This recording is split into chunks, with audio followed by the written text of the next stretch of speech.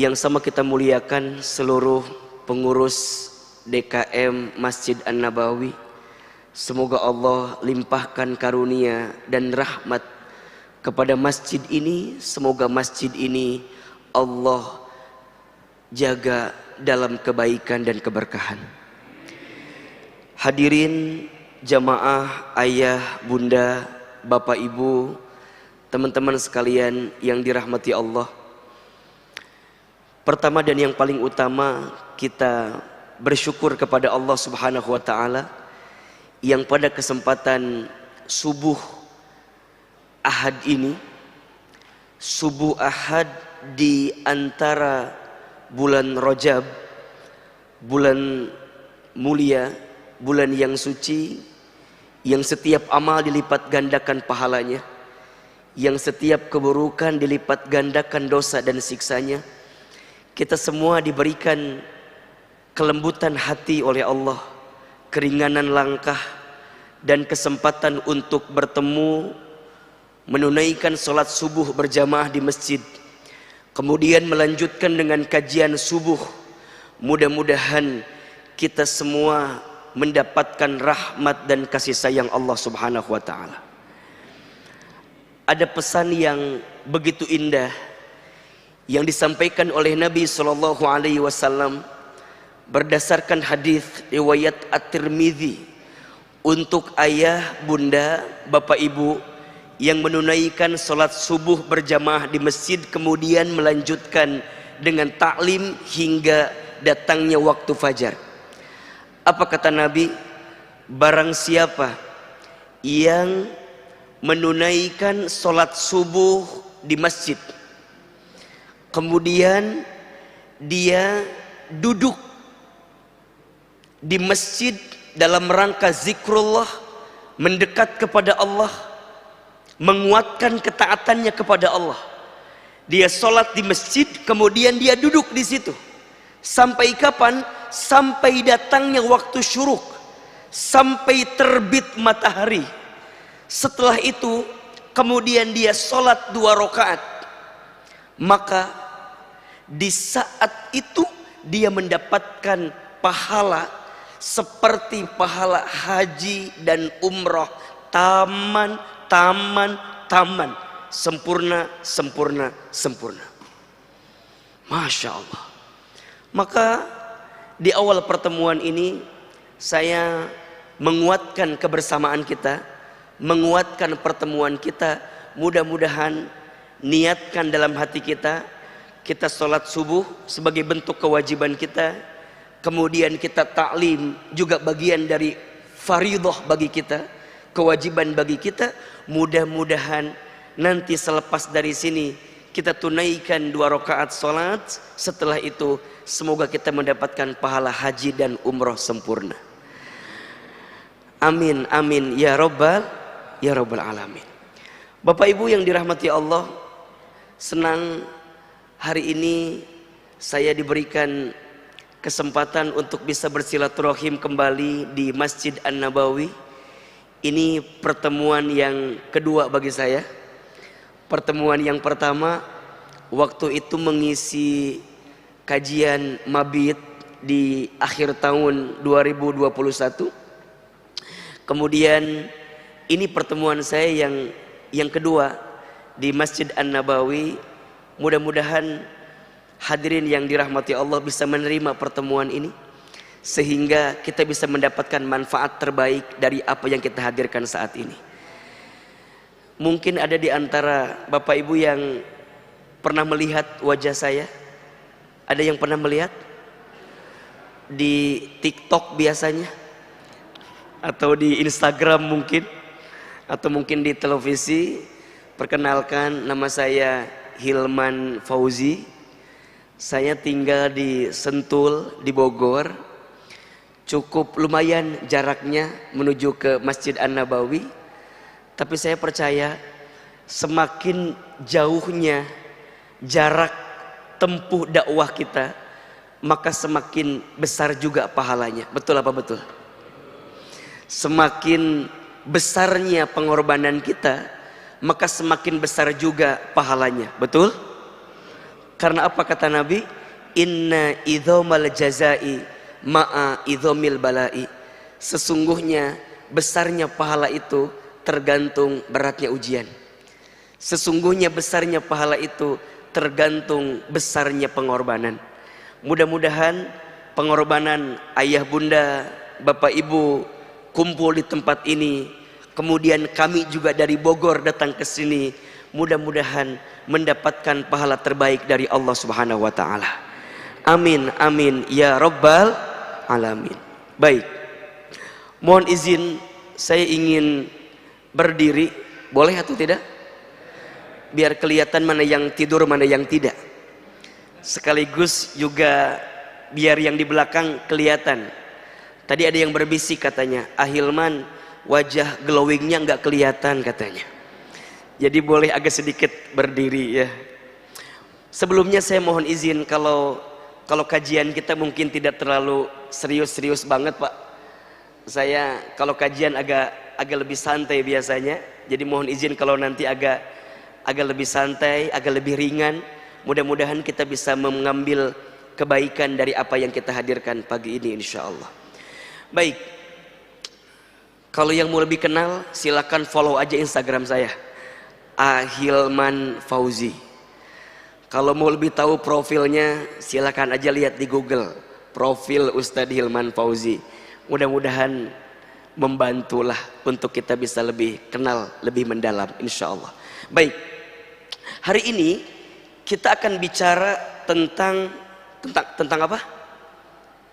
Ada yang tahu? Tentang apa? Tentang rezeki. Tentang apa? Rezeki. Oke. Judul besarnya agar tenang dalam urusan rezeki. Sebelum saya lanjutkan, kira-kira di antara Bapak Ibu yang hadir pagi ini ada yang sedang gelisah dengan urusan rezeki atau tidak? Ada? Coba jawab yang kencang. Ada yang sedang gelisah dengan urusan rezeki? Ada? Kalau ada, saya lanjutkan kajiannya. Kalau tidak ada, cukup sekian dan terima kasih. Karena untuk apa dibahas? Karena aman semua kalau begitu. Ahilman, kenapa tema ini diambil? Salah satu alasannya karena di tengah kondisi seperti ini banyak orang yang gelisah dengan urusan rezeki. Betul apa betul? Iya apa iya? Nah, apa yang terjadi? Mohon maaf, tidak sedikit di antara kita yang stres gara-gara urusan rezeki. Frustasi gara-gara urusan rezeki. Ujungnya apa? Stres pikirannya, frustasi keadaannya, sehingga dia tidak bisa mengambil kebaikan dalam hidupnya. Yang lebih parah, mohon maaf, rezekinya digelisahkan, yang ujungnya tidak menjadikan hidup dia bahagia, bahkan naudzubillah membuat dia jauh dari Allah Subhanahu wa taala. Ada orang yang frustasi, ada orang yang stres karena urusan rezeki, ujungnya apa? Mohon maaf, tidak sedikit orang yang menyalahkan Allah, tidak sedikit orang yang keluar daripada agama Allah, tidak sedikit mohon maaf yang kemudian antipati untuk mendekatkan dirinya kepada Allah, yang pada akhirnya ini menjadi musibah yang sebenar-benarnya musibah. Jadi kalau ada di antara ayah bunda, bapak ibu yang bertanya, Ustadz Hilman, apa musibah yang sebenar-benarnya musibah? Musibah yang sebenar-benarnya musibah adalah saat kita ditimpa ujian, dengan ujian itu semakin menjauhkan kita dari Allah Subhanahu wa taala. Itulah musibah yang sebenarnya. Makanya kalau ada di antara kita, mohon maaf ya, diberikan ujian, diberikan masalah, tapi dengan ujian itu, dengan masalah itu malah semakin membuat kita jauh dari Allah, maka sungguh itulah musibah yang paling besar dalam kehidupan kita. Karena seharusnya, ini rumusnya, seharusnya kalau ada seseorang yang diberikan ujian, diberikan masalah. Dengan ujian dan masalah itu semakin membuat dia dekat dengan Allah, maka disitulah anugerah yang sebenarnya. Termasuk dengan urusan rezeki. Kalau ada yang diuji pada bab urusan rezeki, ketika ujian itu datang malah menjadikan kita jauh dari Allah, lalai kepada Allah, lupa kepada Allah, maka sungguh itulah masalah yang paling besar dalam kehidupan kita. Maka insya Allah di pagi hari ini kita coba akan bahas secara lebih sederhana apa yang harus kita pahami tentang rezeki sehingga kita bisa lebih tenang dalam urusan rezeki. Sampai di sini jelas atau tidak? Jelas? Baik. Tolong catat. Ada 4 konsep atau ada 4 prinsip tentang rezeki berdasarkan Al-Quran dan hadis yang harus kita pahami sehingga mengantarkan ketenangan dalam hati kita. Ada berapa? Ada berapa? Ada 4. Kita percepat. 1, rezeki itu sudah dijamin.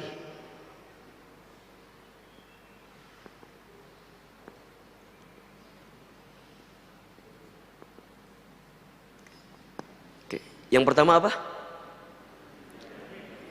Ulangi, yang pertama apa? Rezeki sudah dijamin. Keterangannya ada di Quran surat Hud surat ke-11 ayat 6. Silakan dibuka. Surat apa? Surat Hud ayat 6. Silakan yang bawa mushaf Quran silakan dibuka Al-Qur'annya. Yang ada aplikasi di handphonenya, yang ada Qurannya, silakan dibuka. Surat apa tadi? Hud ayat berapa? Ayat 6. Rezeki sudah dijamin. A'udzubillahi minasyaitonirrajim. Bismillahirrahmanirrahim. Perhatikan dengan iman. Wa ma min dabbatin fil ardi illa 'alallahi rizquha wa ya'lamu mustaqarraha wa mustauda'aha kullun fi kitabim mubin. Ada ayatnya atau tidak? Ada ayatnya? Ada. Ayo kita bedah sedikit demi sedikit. Di ayat itu Allah Subhanahu wa taala berfirman, "Wa ma min dabbatin fil ardi," dan tidak ada makhluk yang bernyawa, yang bergerak, yang hidup fil ardi di muka bumi. Oke? Ya. Illa kecuali 'alallahi rizquha, dijamin oleh Allah rezekinya. Jelas ayatnya? Ada ayatnya? Tidak ada satu makhluk pun. Bahkan jika kita menggunakan terjemahan yang lebih rinci, dabbah itu dipahami dengan makhluk yang melata. Dengan makhluk yang melata. Jadi Allah ingin gambarkan kepada kita, hei manusia, makhluk yang melata saja, kira-kira begitu. Makhluk yang melata saja, yang mungkin terbatas pergerakannya, yang mungkin terbatas kemampuannya, yang mungkin terbatas segala organ tubuh dalam dirinya, apa kata Allah? Fil ardi, selama dia hidup di muka bumi, illa 'alallahi rizquha, dijamin oleh Allah rizkinya. Makhluk yang melata aja rizkinya ada, apalagi manusia. Ayo kita jelaskan, makhluk yang melata itu contohnya apa kira-kira? Apa? Buaya? Meni langsung buaya aja. Coba tuh yang agak-agak ringan dulu, jangan langsung buaya. Apalagi contohnya kira-kira? Apa? Cicak. Setuju ya? Oke. Ahilman mau tanya, cicak ada rizkinya atau tidak? Cicak ada rizkinya? Oke. Rizki cicak itu apa? Nyamuk. Kata siapa? Kata lagu kan ya? Oke. Cicak di mana kerjanya? Cicak di mana kerjanya? Di dinding. Apa pekerjaan cicak? Oke. Cicak, cicak di dinding, diam, diam merayap. Datang seekor nyamuk, terus hap, lalu ditangkap. Oke. Berdasarkan lagu itu, cicak di mana kerjanya? Di mana? Adakah yang menyebutkan cicak kerja di Menteng? Ada? Atau di Sudirman? Ada atau tidak? Tidak. Cicak di mana kerjanya? Di dinding. Apa job desk-nya? Bukan merayap, diam-diam merayap. Di sini ada yang diam-diam merayap? Yang mana orangnya diam-diam merayap ini? Oke. Sekarang saya mau tanya, tolong jawab ya. Rezeki cicak itu yang nyamperin nyamuk ke cicak atau cicak ke nyamuk? Ayo jawab. Yang nyamperin nyamuk ke cicak atau cicak ke nyamuk? Oke. Yang jawab nyamuk ke cicak, angkat tangan. Oke, turun. Yang jawab cicak ke nyamuk, angkat tangan. Ini yang tidak angkat tangan masalahnya apa? Hai Besti, ada apa gerangan kawan? Masalahnya apa ini? Ini yang gak ngacung masalahnya apa? Oh Ustadz, saya milih yang ketiga. Apa? Dua-duanya saling bergerak. Nyamuk nyamperin cicak, cicak nyamperin nyamuk. Betul apa enggak? Jadi pilih 1, 2 atau 3. Berapa Pak? Enggak 4 aja sekalian? Betul Ustadz. Bukan hanya nyamuk yang nyamperin cicak, tapi juga cicak nyamperin nyamuk. Mana Ustadz? Itu hap. Hap bergerak apa enggak? Untuk hap itu bergerak atau tidak? Sekarang saya tanya lagi. Pertanyaannya sekarang. Bapak Ibu tahu tidak? Berapa kali hap yang dibutuhkan oleh cicak untuk mendapatkan satu nyamuk? Ayo. Berapa kali hap yang dibutuhkan oleh cicak untuk mendapatkan satu nyamuk? Berapa? Ibu berapa? 3. Ibu yakin? Apakah ibu bagian daripada keluarga cicak? Begitu yakin menjawabnya 3 Ustadz. Baik, catat ya. Saya pernah baca penelitian Pak. Ternyata cicak itu kurang lebih setidaknya membutuhkan 92 kali hap untuk dapetin satu nyamuk. Kalau nggak percaya nanti malam bergadang ya. Lihat bagaimana cicak, bener nggak 92 kali. Sekarang saya nanya, yang kedua pertanyaannya. Tadi cicak berapa kali butuh hapnya? Berapa kali? Simpenlah. Banyak, betul? 90 kali. Pertanyaan saya, mengapa cicak bisa konsisten melakukan gerakan diam-diam merayap dengan kondisi yang terbatas, bahkan kemudian dia hap sebanyak 90 kali lebih? Mengapa cicak bisa konsisten? Kalau bahasa kitanya, mengapa cicak bisa istiqomah? Gitu ya kira-kira ya. Untuk hap sebanyak 92 kali. Kenapa coba? Kenapa? Baik, ini kata kuncinya. Illa 'alallahi rizquha. Karena cicak yakin rizkinya dijamin sama siapa? Dijamin sama siapa? Pertanyaannya, cicak aja yakin. Halo? Kalau saya bilang halo, jawab hai ya. Halo. Hai. Cicak tadi berapa kali hapnya? 92. Kenapa bisa konsisten begitu? Karena cicak apa? Yakin. Rizkinya siapa yang menjamin? Cicak aja yakin bisa konsisten dengan rizkinya. Mengapa kita manusia tidak yakin kalau Allah menjamin rizki kita? Maka mohon maaf, jika ada di antara Bapak Ibu, teman-teman sekalian yang hari ini sedang galau dengan rezeki, tolong catat baik-baik. Rezeki sudah tertakar, tak mungkin tertukar.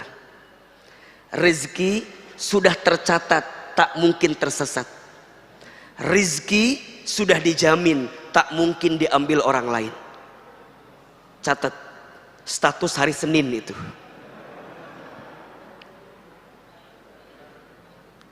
Hari apa? Hari Senin.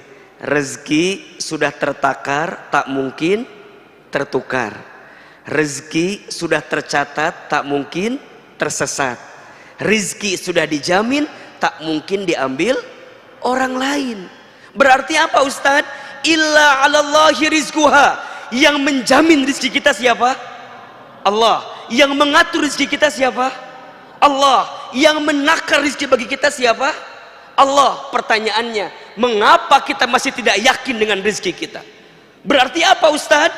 Selama kita hidup, kata kuncinya, selama kita hidup di muka bumi, maka selama itulah masih ada catatan rezeki untuk kita. Dan itu pun pula yang langsung disebutkan oleh Nabi SAW. Apa kata Nabi? Ya ayuhan nas, wahai manusia, inna ahadakum lan yamuta hatta yastakmila rizquhu.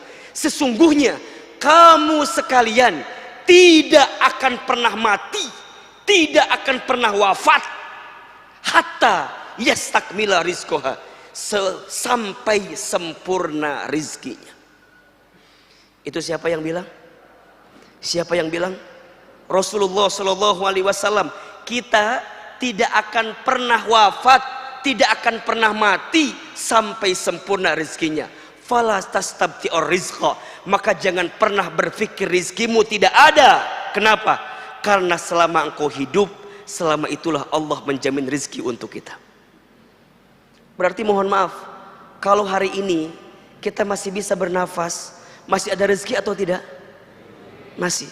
Kalau hari ini kita masih bisa membuka mata, masih ada rezeki atau tidak? Masih. Maka tolong catat baik-baik ya, ayah, bunda, jamaah yang dirahmati Allah.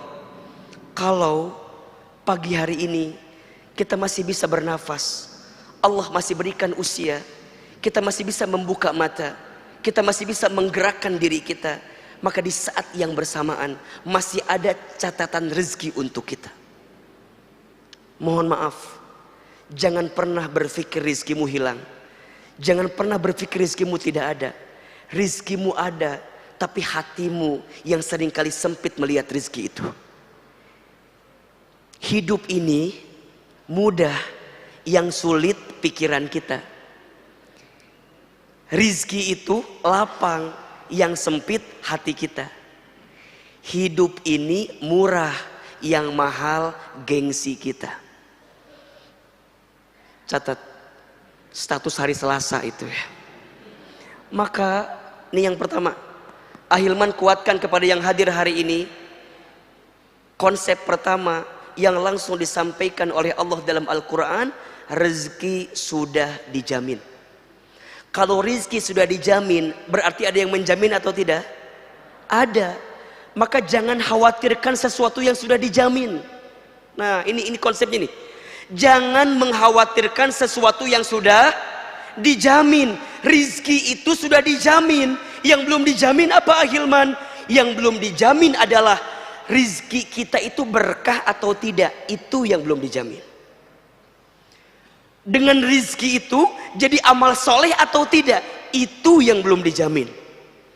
Dengan rizki itu kita bersyukur atau tidak, itu yang belum dijamin. Sedangkan rizkinya sudah dijamin, tapi keberkahan rizkinya belum dijamin.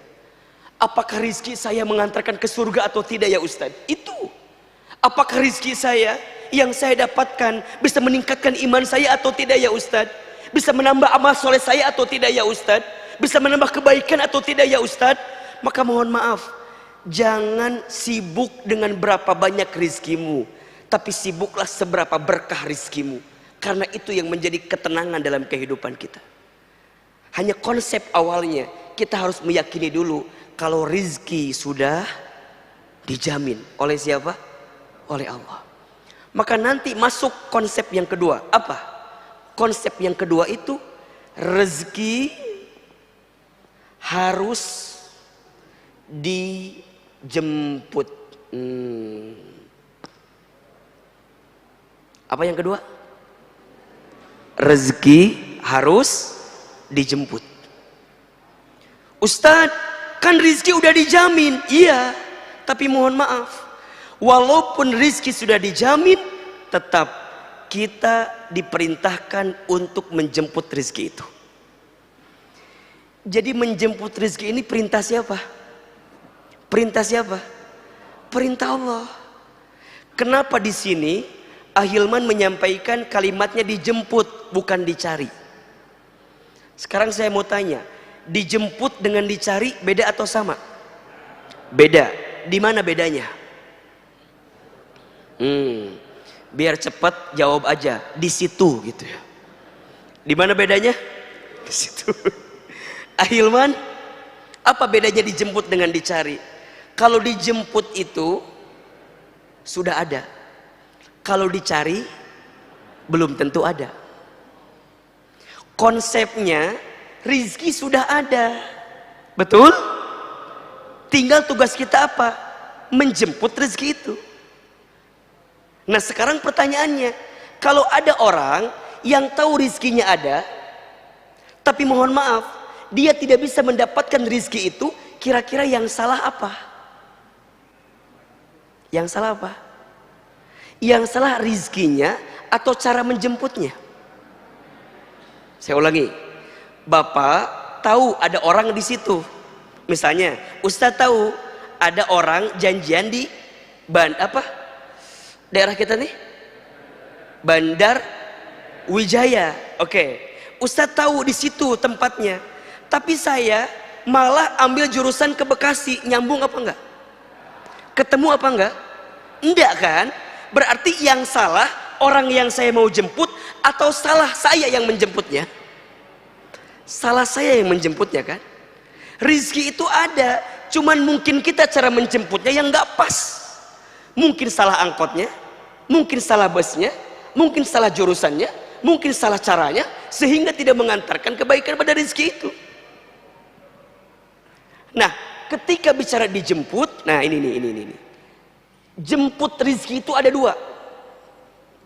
Satu, ada menjemput rezeki dengan ikhtiar, namanya ikhtiar bumi. Ikhtiar apa? Ikhtiar bumi.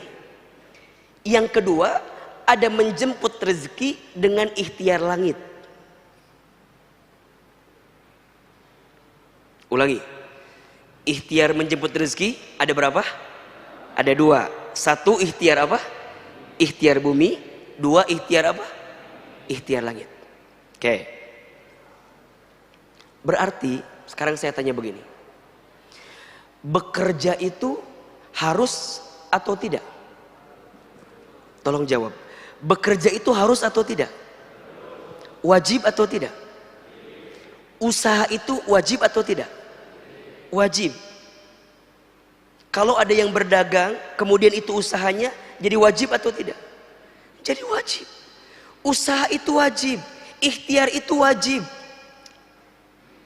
Kita bekerja itu wajib. Karena itu perintah dari siapa?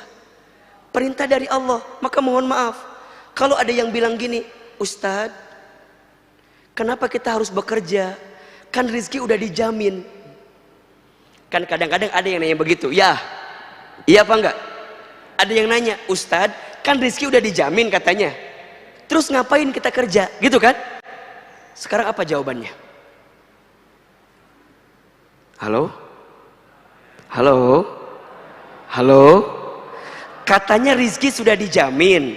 Terus ngapain kita bekerja? Apa jawabannya? Karena apa? Ya sudah, saya kasih waktu 1 hari 24 jam ya untuk merenungkan jawabannya. Kan tadi sudah saya sampaikan. Kenapa kita bekerja? Karena ini perintah dari siapa? Allah. Kita itu ikhtiar bukan semata-mata untuk rezeki, bukan. Bukan semata-mata untuk dapat rezeki, bukan. Kalau bekerja untuk rezeki, kalau kita nggak dapat, kita nyalain pekerjaannya nanti. Kalau kita dapat, kita menuhankan pekerjaan. Ini bahayanya. Jadi kalau kita mikirnya bekerja itu menentukan rezeki kita, khawatirnya nanti kita menuhankan pekerjaan kita. Sampai keluar kalimat, Ustadz, kalau saya nggak kerja, nanti makan apa? Ya enggak. Kalau saya nggak kerja, nanti hidup saya gimana? Pertanyaan saya, itu kalimatnya benar apa salah? Benar apa salah?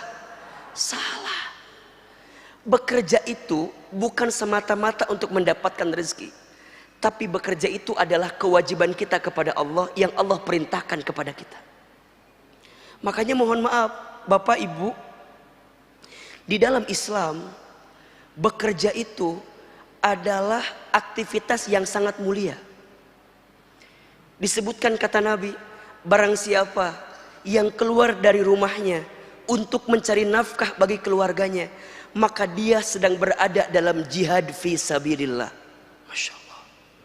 Jadi kalau ada seorang ayah, seorang suami yang bekerja, berdagang, berusaha untuk mencari nafkah bagi keluarganya, maka dia sedang berada di jalan fi sabilillah. Makanya mohon maaf, memahami jihad fi sabilillah itu bukan hanya berperang, bukan hanya artinya ada orang yang menyerang kita kemudian kita berperang, bukan hanya itu. Tapi memahami jihad fisabilillah dengan cara apa? Bagaimana kita bersungguh-sungguh untuk mendapatkan kebaikan dalam hidup kita.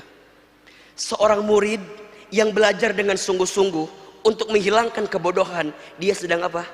Jihad fisabilillah. Seorang ayah, seorang suami yang dia bekerja untuk mengangkat derajat keluarganya, memberikan nafkah bagi keluarganya, itu ibadah atau bukan? Ibadah. Itu jihad atau bukan? Itu jihad. Ada orang tua yang banting tulang mengurus anaknya, kemudian dia lelah, dia capek, dia peras keringat, banting tulang, kaki di kepala, kepala di kaki, untuk memberikan yang terbaik bagi anaknya. Itu jihad atau bukan? Itu jihad. Maka ikhtiar itu adalah kewajiban kita kepada Allah, sedangkan rizkinya tetap Allah yang mengatur untuk kita. Maka ikhtiar itu kewajiban. Di mana keterangannya Ustadz? Dibuka Quran surat Al-Mulk ayat 15. Surat apa? Surat apa? Al-Mulk ayat 15. Coba dibuka. Apa kata Allah di dalam ayat itu? A'udzubillahi minasyaitonirrajim. Bismillahirrahmanirrahim. Huwallazi ja'ala lakumul arda dalulan famshu fi manakibiha wa kulu min rizqih wa ilaihin nusur. Perhatikan kalimatnya. Huwallazi, dialah Allah, ja'ala lakumul arda, yang menjadikan bumi ini zalulan, luas dan mudah untuk kamu jelajahi. Apa perintahnya?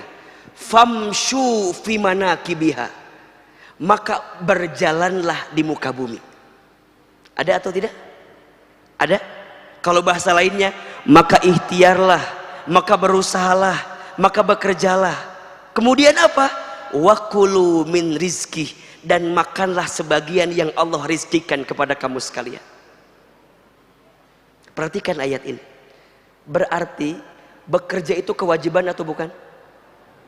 Berusaha itu kewajiban atau bukan? Berikhtiar itu kewajiban atau bukan? Kewajiban. Maka mohon maaf, Islam bukan agama yang mengajarkan bermalas-malasan. Islam bukan agama yang mengajarkan kita untuk tidak berikhtiar dalam penuh kebaikan. Justru Islam adalah agama yang sangat mengajurkan umatnya untuk apa? Untuk bekerja dengan baik, untuk bekerja dengan profesional, untuk bekerja dengan disiplin, untuk bekerja dengan baik. Kenapa? Karena ini bagian daripada ikhtiar kita menjemput rezeki. Makanya mohon maaf ya, Ahilman mah paling kesel sama orang yang bikin status akan indah pada waktunya.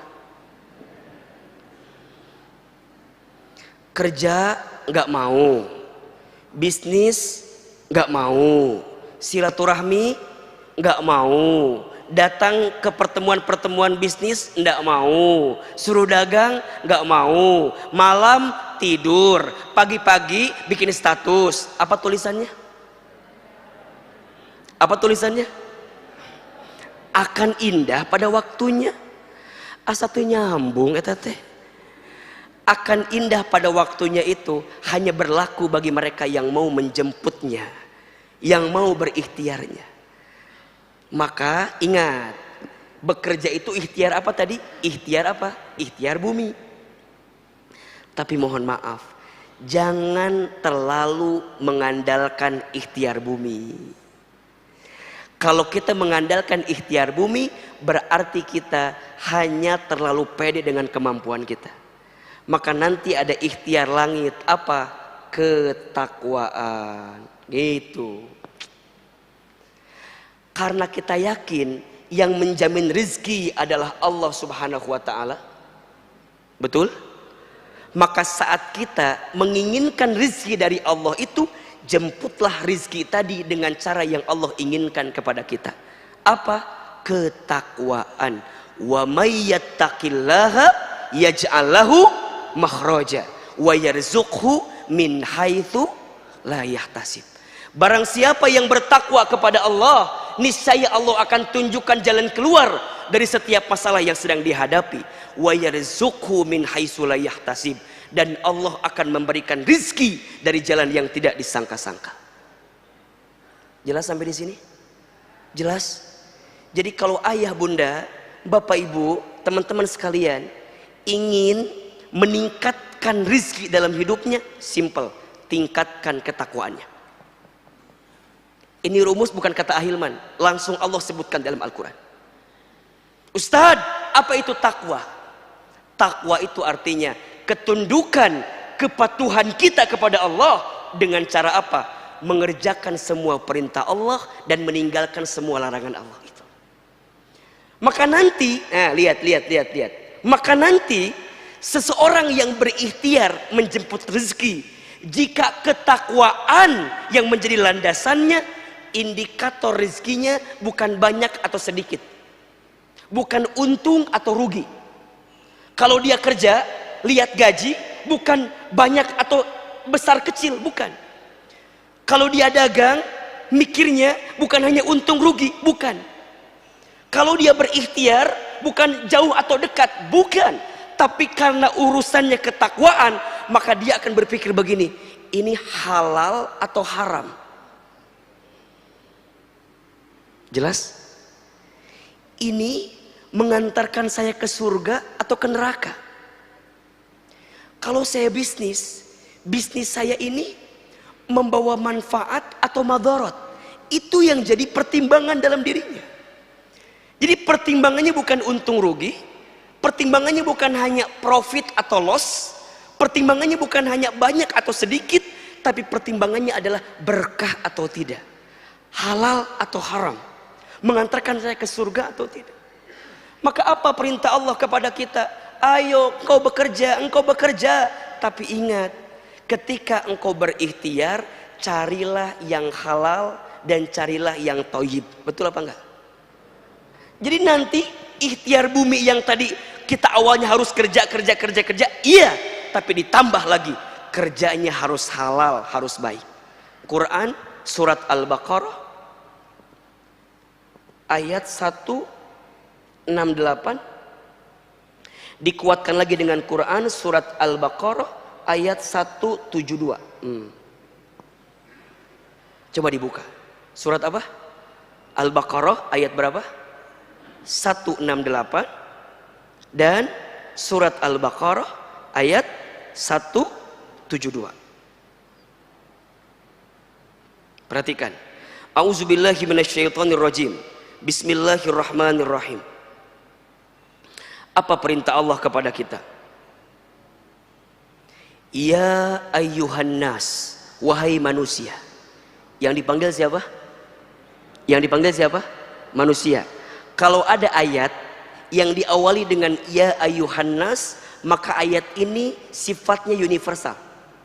Berarti bukan hanya kepada orang yang beriman saja, bukan hanya kepada orang muslim saja, tapi kepada semuanya. Hei manusia, termasuk berlaku untuk mereka yang non muslim. Apa? Kulu carilah, kulu makanlah, kulu dapatkanlah, kulu ikhtiarlah mimma fil ardi, dari apa-apa yang ada di muka bumi. Apa perintahnya? Halalan thayyiba, carilah yang halal, carilah yang baik. Kalau bahasa gampang kita gini, carilah yang halal, carilah yang baik. Kalau dapetin rizki, kalau mau selamat, dapetinlah yang halal, dapat yang baik. Kalau jadi pejabat, jangan korupsi. Karena kalau korupsi, pasti nggak baik.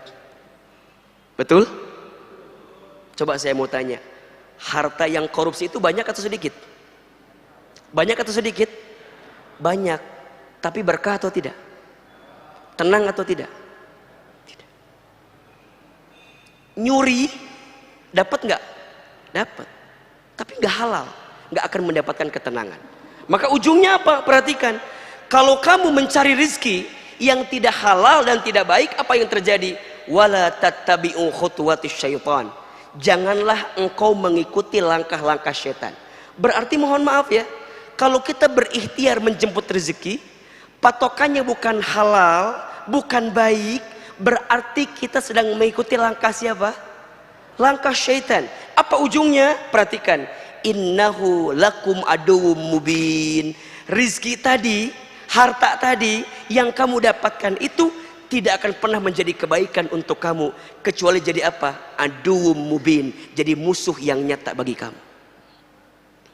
Sekarang saya mau tanya begini, Bapak Ibu, ada nggak satu kondisi, mohon maaf, hartanya banyak tapi hatinya gelisah? Ada atau tidak? Ada?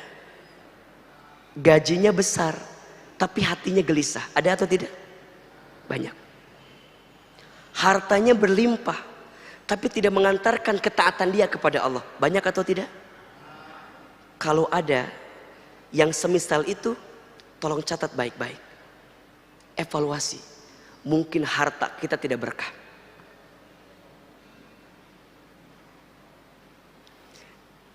Maka patokannya bukan seberapa banyaknya, bukan seberapa besarnya, tapi seberapa besar keberkahan dalam diri kita yang bisa kita dapatkan. Karena perintahnya apa? Halalan thayyiba. Ini siapapun, siapapun, bukan hanya orang Islam ya. Kalau kita mau tenang, kalau kita mau bahagia, kalau kita mau mendapatkan kebaikan, maka carilah harta dengan halal, dengan baik. Pasti tenang, pasti tenang. Tapi mohon maaf, perhatikan. Surat Al-Baqarah 172, levelnya naik. Levelnya naik. Coba lihat. Ketemu ayatnya? A'udzubillahi minasyaitonirrajim. Ya ayyuhalladzina amanu. Wahai orang-orang yang beriman. Di ayat 172 yang disapa siapa? Yang disapa siapa? Orang beriman. Jadi kalau yang tadi yang disapa manusia, kalau yang ini yang disapa siapa? Orang beriman. Perhatikan kalimatnya, bagus sekali. Kulu min thayyibati ma razaqnakum. Wahai orang yang beriman, carilah, makanlah dengan apa-apa yang Allah berikan kepada kamu, min thayyibati, dari yang baik-baik saja. Menariknya, di ayat 168 ada kalimat halal, di ayat 172 halalnya dihilangkan, langsung masuk kalimat toyib. Di ayat sebelumnya kalimat toyibnya bentuknya mufrad, bentuknya tunggal. Di ayat 172 bentuknya jamak, toyibat. Betul? Betul? Pertanyaannya, mengapa di ayat 172 kalimat halalnya dihilangkan?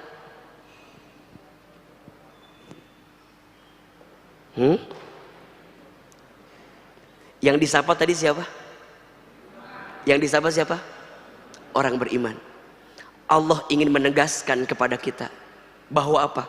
Kalau orang beriman udah pasti akan ngambil yang apa? Yang halal. Insyaallah. Kalau orang beriman udah pasti ngambil yang halal. Jadi kalau ada orang yang mengaku beriman tapi masih hobi dengan yang haram, maka dipertanyakan imannya.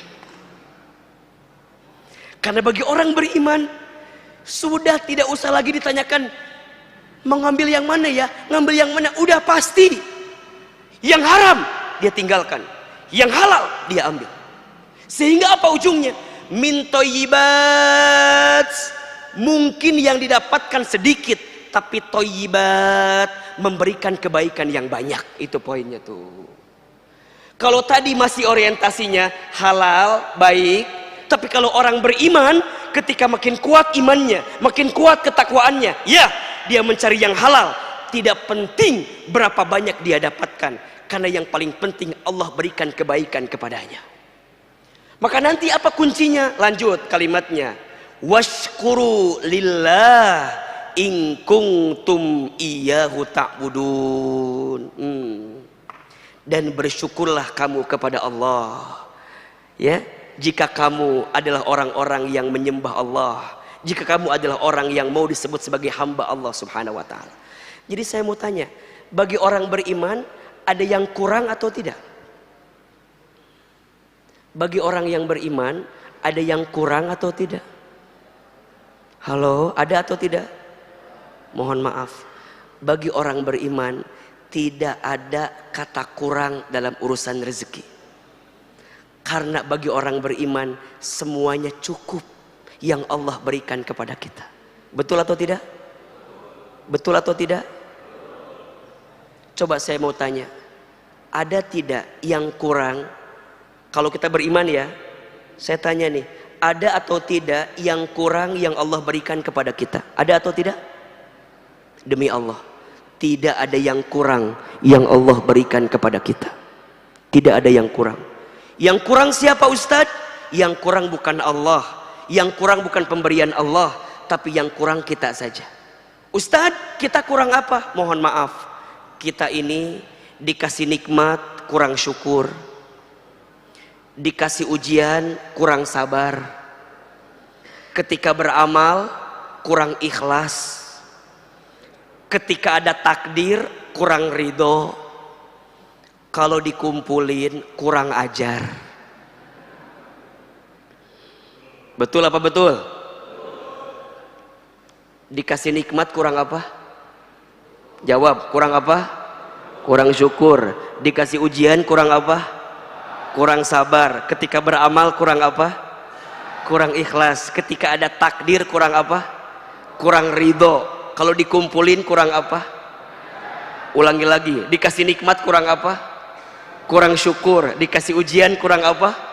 Kurang sabar. Ketika beramal kurang apa? Kurang ikhlas. Ketika ada takdir kurang apa? Kurang ridho. Kalau dikumpulin kurang apa? Siapa itu? Ada orangnya di sini, ada. Yang mana orangnya? Jawab atuh, saya. Siapa orangnya? Siapa orangnya? Tidak ada yang kurang. Selama engkau menjemput rezeki, maka selama itu Allah berikan kebaikan kepada kita semua. Maka ingat, ikhtiar menjemput rezeki itu ada dua. Ada ikhtiar bumi, cari yang halal, cari yang thayyib. Ada ikhtiar langit, tingkatkan ketakwaan kita kepada Allah, maka Allah akan berikan rezeki kepada kita. Jelas sampai di sini? Ustadz, kalau ketakwaan bisa meningkatkan rezeki, berarti kemaksiatan bisa menghambat rezeki. Insya Allah. Saya ulangi, kalau ketakwaan bisa meningkatkan rezeki, berarti kemaksiatan bisa menghambat rezeki. Mohon maaf, mengapa ada yang diuji? Mohon maaf ya, ada orang yang hartanya Masya Allah berlimpah, tapi keluarganya tidak rukun, anak-anaknya tidak soleh-soleha. Coba tanyakan, mungkin masih ada harta yang tidak baik yang kita makan, sehingga mengantarkan sesuatu yang tidak baik juga dalam kehidupan kita. Betul atau tidak? Apa kata Nabi? Tidak akan pernah tumbuh daging dari harta yang tidak halal. Yang ada adalah kegelisahan, kekecewaan, ketidaktenangan, sehingga mengantarkan keburukan dalam kehidupan kita. Maka Bapak Ibu sekalian yang dirahmati Allah, prinsip yang kedua, rizki harus dijemput. Bagaimana cara menjemputnya? Ada dua. Ikhtiar buminya diperbaiki, ikhtiar langitnya dikuatkan. Ketakwaan kepada Allah Subhanahu wa taala. Ustadz, apa di antara amalannya? Catat ini ya. Ada 5S. Ada berapa? 5S jalan ketakwaan yang bisa kita tingkatkan untuk memudahkan rezeki kita. Ada berapa tadi? 5S. S yang pertama, sholat. Apa? Sholat. Ayah bunda, bapak ibu, jika ingin baik rezekinya, perbaiki sholatnya. Ini rumus, ini rumus. Kalau rezekinya ingin tambah baik, perbaiki apa? Sholatnya. Langsung rumus ini disebutkan di dalam Al-Quran, surat Toha ayat 132. Surat apa? Quran surat ke-20 ayat 132. Perhatikan apa kata Allah. Wa'mur ahlaka bis sholat, dan perintahkanlah keluargamu untuk sholat. Wastobir alaiha, dan bersabar-sabarlah dalam sholat itu.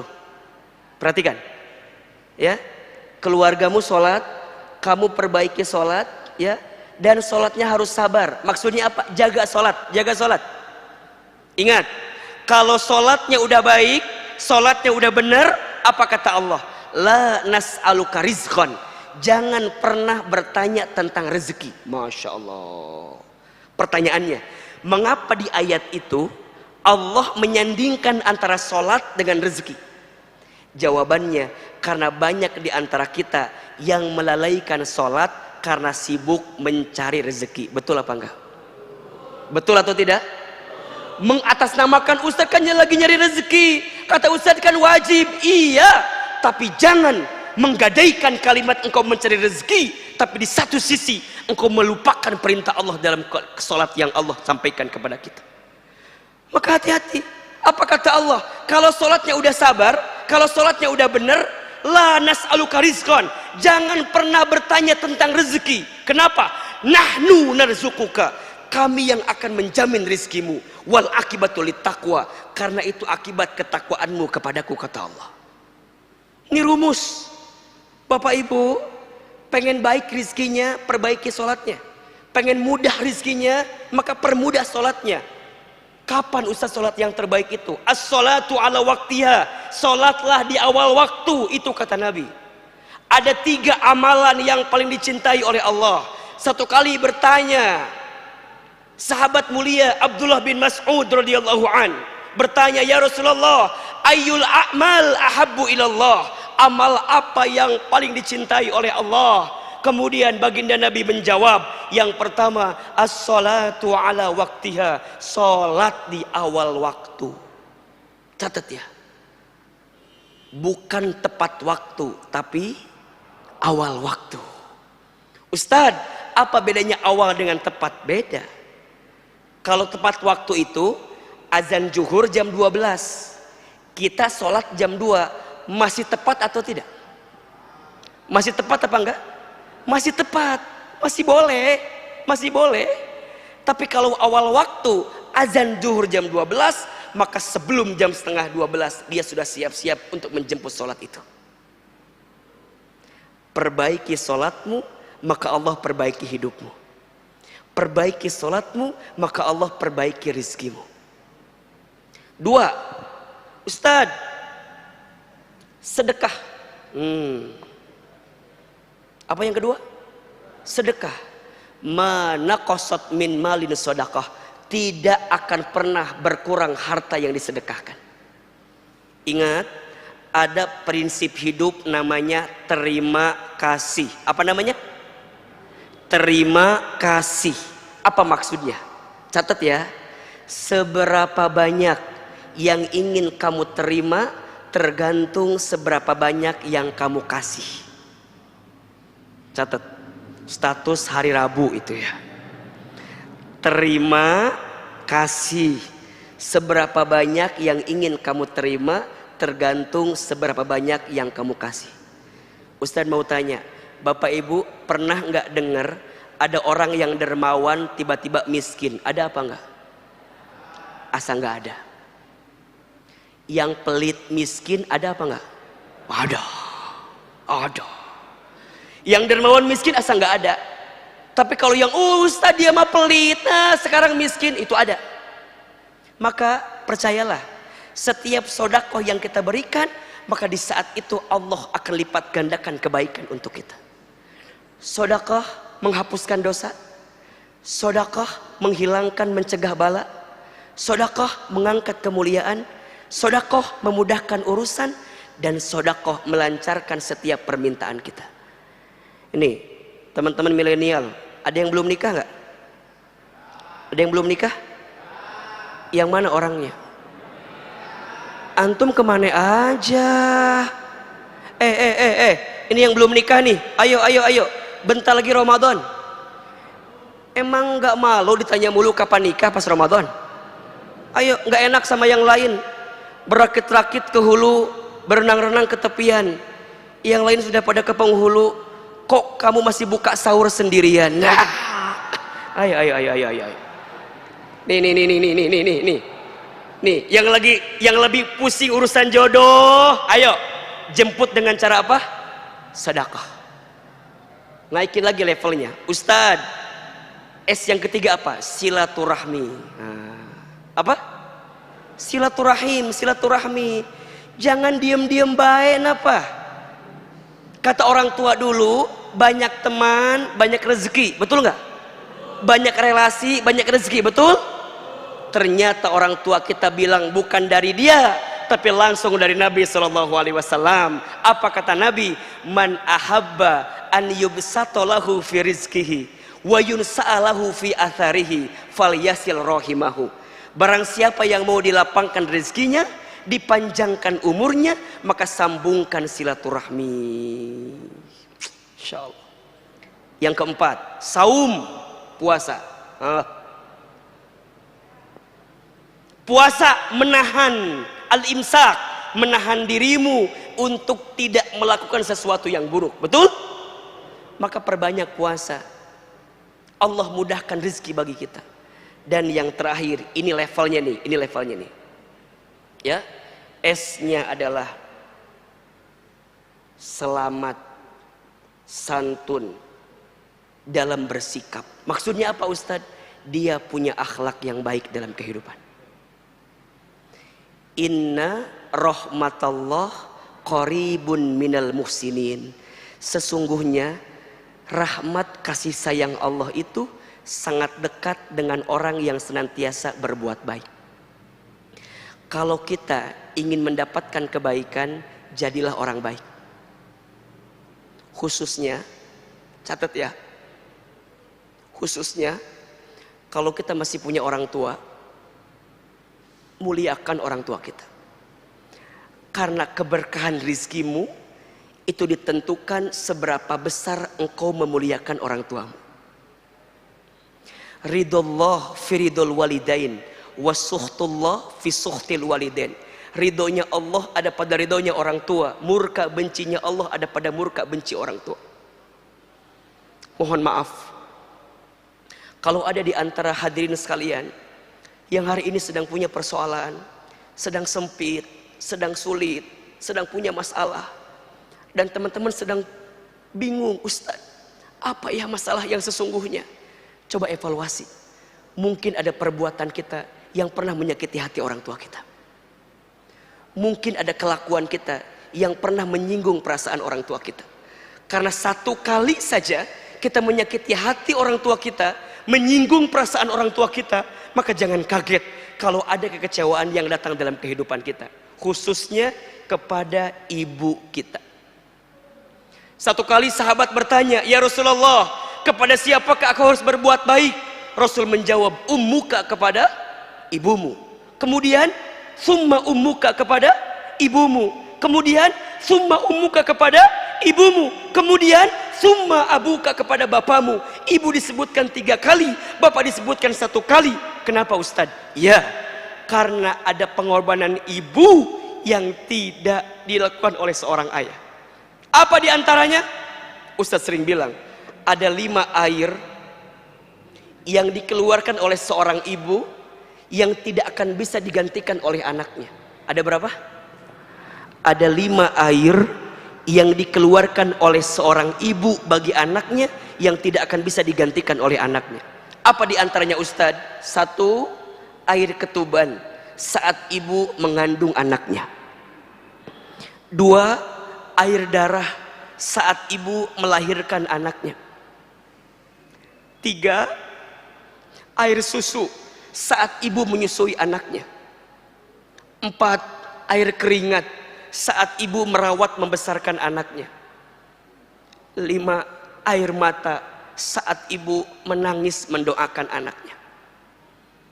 Mohon maaf bos, mohon maaf bapak ibu.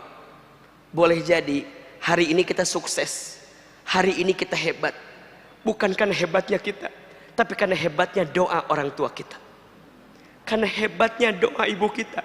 Maka jangan kaget kalau ada orang, kalau ada anak yang lupa berbakti sama orang tuanya, kalau ada anak yang lupa memuliakan orang tuanya, maka jangan kaget. Cek, itu urusan dunianya Allah porak-pogandakan. Habis. Kenapa? Dia lupa menjemput keramat terbaik dalam hidupnya. Siapa? Orang tua. Maka ini anak-anak saya, adik-adik saya nih, yang milenial khususnya, kalau antum rezekinya pengen lancar, pengen mudah, karirnya bagus, udah, sayangi orang tua kita, muliakan orang tua kita. Karena Ahilman sangat percaya, dengan izin Allah apa yang hari ini saya dapatkan itu hasil daripada kebaikan orang tua saya. Sedikit saya cerita ya, saya itu waktu kecil bisa dibilang nakal lah begitu. Tapi ibu saya suka bilang, nanti Iman bakal jadi ustadz ya, mama doain. Itu tetangga sering komplain ke ibu saya, "Bu, ini si Iman begini. Apa kata ibu saya? "Maafin anak saya ya, insya Allah nanti anak saya jadi ustadz," katanya. Maka lulus SD, saya dimasukin ke pondok, ke pesantren. Saya nyantren lah di pesantren. Mungkin bapak ibu pernah dengar pondok pesantren Darul Arqam. Salah satu alumninya Ustadz Adi Hidayat. Saya adik kelas beliau, beda 4 tahun atau 5 tahun dengan beliau di pondok pesantren. Saya sekolah di sana, saya mondok di sana. Selama saya mondok itu saya mengalami banyak proses kehidupan yang begitu panjang. Salah satunya saya banyak berinteraksi dengan ibu saya. Jadi ibu saya itu punya penyakit stroke. Jadi kalau makan itu harus disuapin sama saya gitu. Jadi kalau saya lagi libur dari pesantren, kemudian saya pulang ke rumah, saya nyuapin ibu saya. Dan ketika nyuapin itu, kalau lagi sarapan pagi-pagi, ibu saya itu suka nonton ceramah ustadz-ustadz di TV gitu. Apa kata ibu saya? "Iman, nanti mama bakal nonton Iman ceramah di TV ya, kayak ustadz itu." Terus saya bilang, nggak mungkin mah, kita orang desa, orang kampung, saya asli orang Garut. Kayaknya nggak mungkin, mah. Apa kata ibu saya? Jangan begitu, nak. Ulah gitu, Jang. Kalau bahasa Sundanya gitu. Jangan begitu, nak. Aminkan saja. Amin, amin. Maka setelah itu saya kalau ibu saya bilang apa? Amin aja, amin, amin. Ada iklan pakai bahasa Inggris. Kata ibu saya, nanti Iman bakal sekolah pakai bahasa Inggris. Mungkin ke luar negeri, mungkin maksudnya. Amin. Ibu saya pernah dapat sejadah, gambarnya Ka'bah. Dari orang yang pulang dari haji umroh. Saya perhatikan ibu saya kalau setelah sholat, suka baca talbiyah, labbaik Allahumma labbaik. Saya tanya, Mama kenapa kalau setelah sholat suka baca talbiyah? Kata mama saya, Iman, Mama tuh ingin sekali berangkat ke Baitullah. Terus saya bilang, kenapa nggak berangkat? Dari mana uangnya? Katanya. Dipegang pipi saya, diusapin. Kalau Mama nggak sempat berangkat ke Baitullah, Mama doain ya, Iman bisa bolak-balik ke Baitullah. Amin, amin. Hadirin yang dirahmati Allah, dengan izin Allah, apa yang pernah ibu saya ucapkan dulu, saat ini kejadian semua.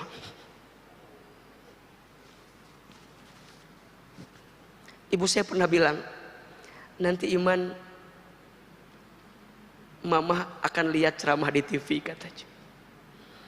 Dengan izin Allah kejadian hari ini ya. Mungkin Bapak Ibu sering lihat di TVRI. Salah satu guru yang kita temani, Syekh Fatur Rahman, yang setiap Sabtu pekan pertama malam minggu mengisi juga di sini kajian tasawuf. Mungkin kalau hari Senin Bapak Ibu bisa lihat kita di Trans TV subuh. Kalau saya tanya, itu bukan karena hebatnya saya, tapi karena hebatnya doa ibu saya. Bukan karena hebatnya saya, tapi hebatnya doa ibu saya. Ustadz senang, alhamdulillah. Tapi saya sedih. Apa sedihnya? Ibu saya tidak sempat nonton saya di televisi. Karena Allah lebih duluan panggil usia ibu saya sebelum saya bisa tampil di televisi. Saya dapat kesempatan berangkat ke Amerika, ke Jepang, ke Kanada dengan izin Allah. Tapi ibu saya tidak pernah tahu kalau anaknya pernah berangkat ke sana, pernah safari dakwah di sana, pernah belajar di sana. Karena ibu saya telah dipanggil usianya oleh Allah lebih duluan sebelum saya bisa berangkat ke sana. Saya bisa berangkat haji umroh dengan izin Allah kapanpun. Karena kita pembimbing haji dan umroh. Tapi saya sedih. Saya belum sempat bisa menggenggam tangan orang tua saya untuk bisa berangkat ke Baitullah. Tapi percayalah, kalau hari ini rizkimu ingin seperti raja, maka jadikanlah orang tuamu seperti raja. Jika ingin rizkimu mulia, maka muliakanlah orang tuamu. Karena saat engkau memuliakan orang tuamu, maka Allah akan muliakan kehidupanmu. Maka jadilah orang baik. Jadilah orang baik. Jadilah anak yang soleh. Jadilah orang yang senantiasa menghadirkan kebaikan, kebaikan, kebaikan. Karena setiap kebaikan akan mengantarkan kebaikan. Hal jazaul ihsan illal ihsan. Tidak ada satu kebaikan pun kecuali balasannya adalah kebaikan. Maka Bapak Ibu sekalian, konsep yang kedua, rizki harus dijemput. Bagaimana cara menjemputnya? Ada dua, ikhtiar bumi, ikhtiar langit. Apa ikhtiar langitnya? Tingkatkan ketakwaan. Apa jenis ketakwaannya? Minimal 5 tadi. Salat, sedekah, silaturahim, saum, dan jadilah pribadi yang soleh. Khususnya jika ada seorang anak, jadilah anak yang soleh di hadapan orang tua kita. Masih ada 2 poin lagi. Insya Allah kita akan bahas di episode yang akan datang. Semoga masih ada kesempatan untuk bisa mengisi lagi di An-Nabawi. Boleh atau tidak? Masih terbuka? Masih boleh? Baik, mudah-mudahan bermanfaat ya. Pertama, jangan galau lagi, yakin rizki sudah dijamin. Dan yang kedua, rizki harus dijemput. Jemputlah dengan cara yang terbaik. Mudah-mudahan bermanfaat dan mohon izin tidak ada tanya jawab karena Ahilman mau langsung berangkat ke acara selanjutnya. Semoga Allah berikan kebaikan untuk kita semua. Terakhir, mari kita angkat kedua telapak tangan kita. Kita lembutkan hati, kita berdoa kepada Allah Subhanahu wa taala. Semoga Allah memberkahi dan merahmati pertemuan kita saat ini. Istighfar 3 kali. Astaghfirullahaladzim. Astaghfirullahaladzim. Astaghfirullahaladzim. Angkat kedua telapak tangan kita, tundukkan kepala kita, tutup kedua mata kita. Aminkan dalam hati masing-masing. A'udzubillahi minasyaitonirrajim. Bismillahirrahmanirrahim. Alhamdulillahirabbil alamin. Hamdan syakirin hamdan naimin. Hamdan yuwafi ni'amahu wa yukafi mazidah. Allahumma sholli ala sayyidina Muhammadin wa ala alihi wa ashabihi ajmain. Allahumma la tada' lana dhanban illa ghafartah, wa la hamman illa farajtah, wa la maridun illa syafaitah, wa la aiban illa satartah, wa la dainan illa qadaitah, wa la hajatan min hawaijid dunya wal akhirah illa qadaitah wa yassartah.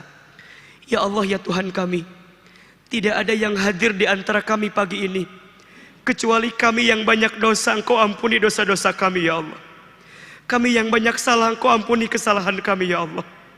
Kami yang sering berbuat maksiat, Engkau hapuskan maksiat kami ya Allah. Ya Allah ya Rabbana, berikan kepada kami kesempatan bertaubat sebelum kami wafat. Perbaiki diri kami ya Allah sebelum kami kembali kepadamu ya Rabbal Alamin. Ya Allah ya Rabbana, ampuni setiap anggota tubuh kami jika pernah berbuat kesalahan di hadapan. Begitupun dengan sikap kami. Ampuni ya Allah jika ada di antara kami yang pernah durhaka kepada orang tuanya. Ampuni kami ya Allah jika di antara kami ada yang pernah menyakiti hati orang tuanya. Ampuni kami ya Allah jika di antara kami ada yang pernah menyinggung perasaan orang tuanya. Ya Allah, jangan golongkan kami menjadi anak yang durhaka ya Allah.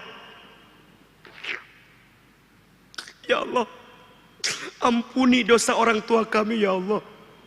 Ampuni dosa ayah ibu kami ya Allah.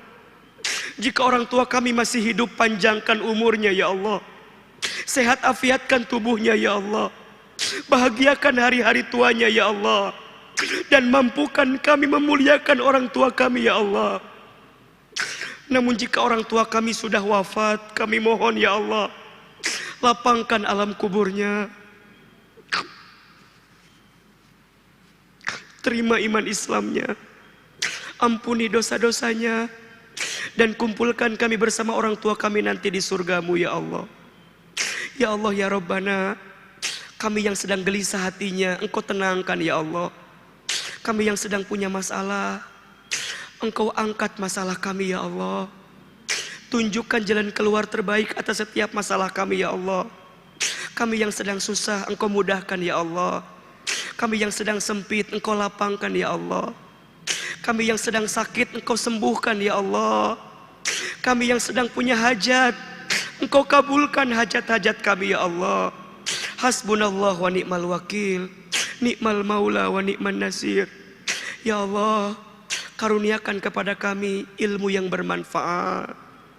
Karuniakan kepada kami rezeki yang berkah. Karuniakan kepada kami ya Allah umur yang kami isi dalam ketaatan ya Allah.